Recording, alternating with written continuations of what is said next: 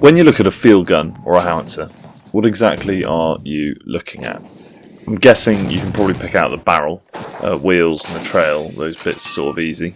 You might even know your breech, maybe even a muzzle brake. But how does it all fit together?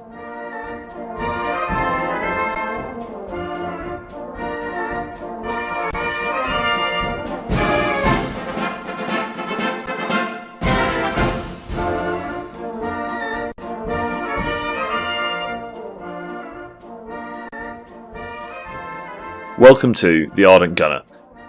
In our second episode of How Artillery Works, we're going to break down the big picture, looking at the overall structure of an artillery piece.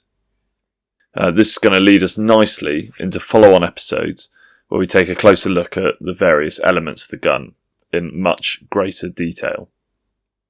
We're going to do this using some of the older towed guns, as that does make it a little bit more simple to understand. But I will take a look at some of the more advanced pieces towards the end of the series and how those principles still apply.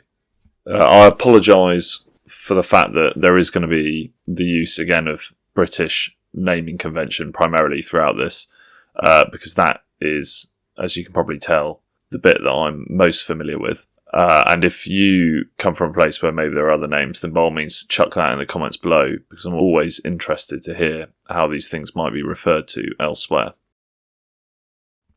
Every artillery piece has two main elements, the ordnance and the support system. The ordnance refers to the business end, the barrel and the breech that ultimately fire the shell. The support system is what holds it steady, allows it to aim, and absorbs the huge forces of firing. Depending on the gun, that support system might be a carriage, i.e. it's got wheels that are on the ground when firing, or a mounting, which might sit directly on the ground, or on a vehicle. Together, the ordnance and its support system make the whole weapon functional, and one must be designed in tandem with the other element to ensure its proper operation. Here we have the Italian-made OTO Melera 105mm Mod 56, or, as I'll refer to it for the rest of the video, the L5 105mm Pack Howitzer, its British designation. An excellent light gun when it was first built in 1957, it was one that saw service with many armies across the world, and indeed is still used in some places. But most notably by the Ukrainian army in Ukraine today. It was designed as a mountain gun, and for airborne forces, it's a very simple design and can be broken down easily. It is useful for this video, as its relative simplicity means one can see the mechanics well.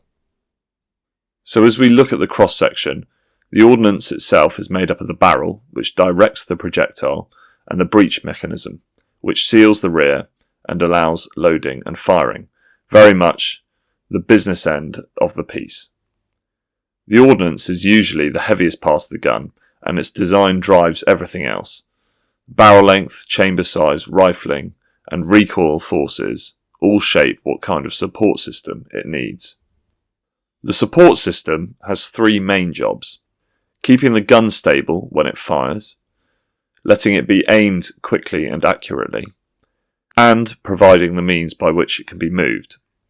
After all, there are very few artillery pieces that are useful if they're not moving, although the only place where this might fall apart is those that are fortified and maybe in place in some kind of fortifications. But even then, there is still some movement required, and the mounting system needs to account for that. The carriage or mounting includes the trail, wheels and ground spades that anchor the piece, plus the saddle and cradle that hold the ordnance and allow it to elevate and traverse.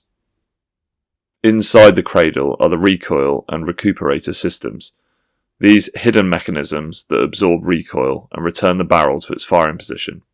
Without these, a gun would literally jump off the ground with every shot, and would likely rip itself apart almost immediately. Put it all together, the ordnance provides the firepower, the carriage provides that stability, and the recoil system keeps the whole thing under control. Add some sights for aiming, and you're well on your way to a complete artillery piece. This structure, ordnance plus support, is common to almost every gun, from light anti-tank pieces to the heaviest howitzers. The details may change, but the big picture stays the same. So now you've seen the overall layout of a gun. In the next episode, we'll zoom in on the support system, the carriages and mountings that make mobility and stability possible.